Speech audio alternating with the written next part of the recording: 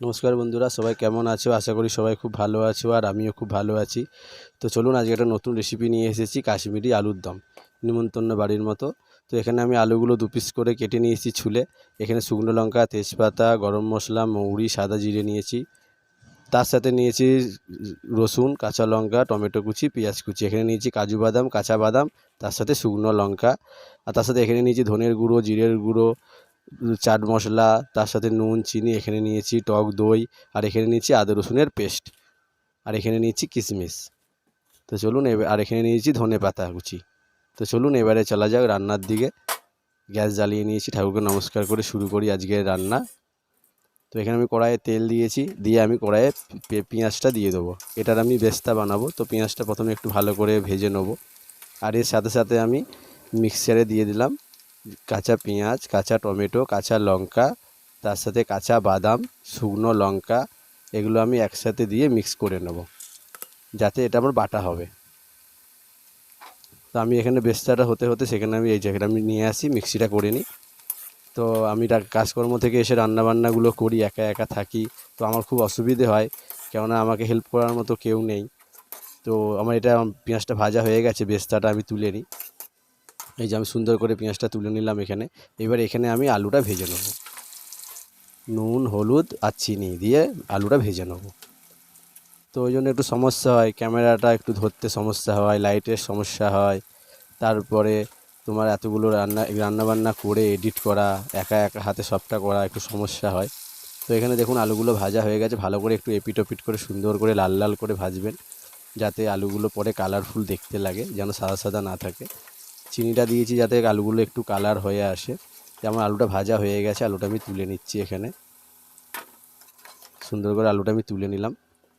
এবারে আমি এখানে দিয়ে দিচ্ছি মৌরি, সাদা জিরে, গোটা গরম মশলা থেতো করে, আর তেজপাতা, শুকনো লঙ্কা। এটা একটু যে ভাজা ভাজা হয়ে যাবে, সেখানে আমি দিয়ে দেবো আদা রসুনের পেস্টটা। এটা একটু ভাজা ভাজা হবে, তখন আমি দিয়ে দেবো মিক্সিতে যে গ্রাইন্ডারে যে আমি বাটলাম, সেটা আমি সবটা এখানে দিয়ে দেবো, পুরো মশলাটা দিয়ে। এটা যখন একটু হালকা করে ভাজা ভাজা হবে, ওপর থেকে দিয়ে দেবো আমি গোটা রসুন। আর এখানে পুরো মশলাগুলো আমি নিয়েছি, গুঁড়ো মশলা, লঙ্কা গুঁড়ো, হলুদ গুঁড়ো, ধনের গুঁড়ো, জিরের গুঁড়ো, গরম মশলা। এটা আমি সুন্দর করে এখানে, আর নুন মিষ্টিটা মশলাটা আপনাদের পরিমাণ মতো আপনারা দেবেন, আমি আমার মতো দিয়েছি। তারপরে আমি দিয়ে দিলাম আলুগুলো দিয়ে যখন একটু ভাজা ভাজা হয়ে যাবে, ঢাকা দিয়ে রেখে দেবো। এতেই আলুটা সেদ্ধ হবে। তো দেখুন আলুটার কালার চলে এসেছে সুন্দরভাবে। আর এখানে আমি মিক্সি ধুয়ে জলটা দিয়ে দিলাম, কেননা এই জলেতেই আলুটা সেদ্ধ হবে আর একটু, তো ওই জন্য আমি আলুটা দিয়ে দিলাম, দিয়ে ঢাকা দিয়ে দিলাম। এবার দেখুন হয়ে এসেছে, এবার আলুগুলো সেদ্ধ হয়ে গেছে। ওপর থেকে দিয়ে দিলাম আমি টক দই। এই টক দইটা দিয়ে দিলাম, এটা দিয়ে আর একটুখানি ফোটাবো আমি হালকা করে, যাতে টক দইটা ভালো করে মিশে যায় আর কালারটা যেন সুন্দর হয়। এই দেখুন হয়ে গেছে আমার এখানে।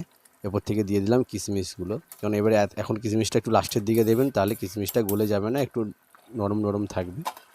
এই যে হয়ে গেছে, রেডি হয়ে গেছে আলুর দম।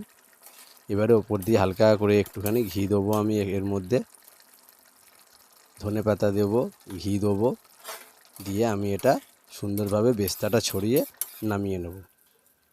আমার রান্নাগুলো যদি আপনার কাছে ভালো থাকে, আমার চ্যানেলটা লাইক করে সাবস্ক্রাইব করে দেবেন, পাশে থাকবেন।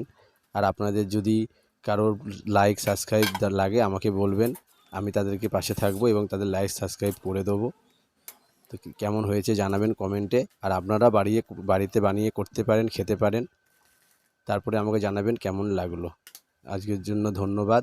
সবাই ভালো থাকবেন, সুস্থ থাকবেন, আর আমার চ্যানেলের পাশে থাকবেন।